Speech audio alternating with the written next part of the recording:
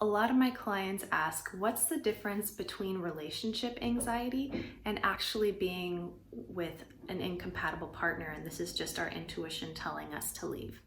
So people with relationship anxiety have a really hard time trusting their decisions. So when they have a thought or a doubt about their relationship, they take that thought and assume it's absolutely true and go down a spiral of trying to either prove or disprove it, trying to find some sort of certainty around whether this thought is true or not. That is very different from having a genuine desire to break up and really understanding and trusting yourself that this relationship is not a good fit. Someone who isn't experiencing relationship anxiety may genuinely want to end a relationship and is willing to tolerate the grief and discomfort that arises as a result of following through on that breakup.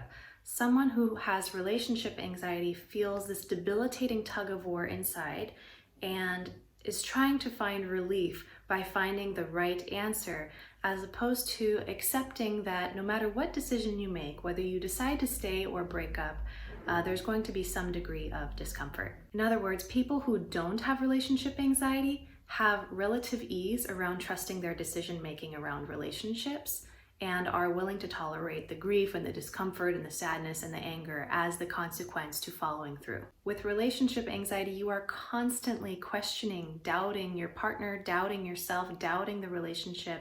You are absolutely unable to enjoy a peaceful moment without some thought about, but is he the one? But what if I don't love him? But what if I cheat? These thoughts, called intrusive thoughts, they jump in and they hijack your ability to enjoy a moment exactly as it is. You might obsess about that little thing that your partner did. Maybe a funny, weird comment that they made at the dinner table in front of your family and your family didn't find it that funny. And now you think, oh, they're not funny. How can I be with someone who's not funny? And you paint this whole picture about what your future is going to look like based on this one little thing that they did.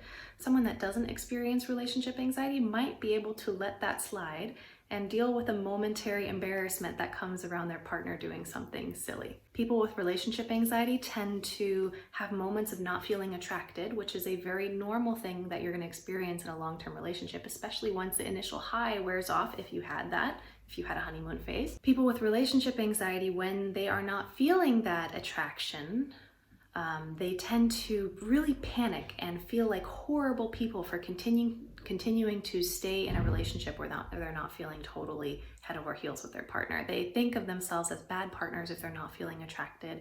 They think of themselves as bad partners if they're not feeling those feelings of love and joy towards their partners. And sometimes people with relationship anxiety feel kind of disgusted with their partners, but they still want to stay, and that is a really hard thing for them to reconcile. Rather than accepting that any emotion that you're going to feel as a single human, you're going to feel in a relationship too, and that has nothing to do with whether you're in the right relationship or not. You feel emotions because you're human, not based on your relationship status.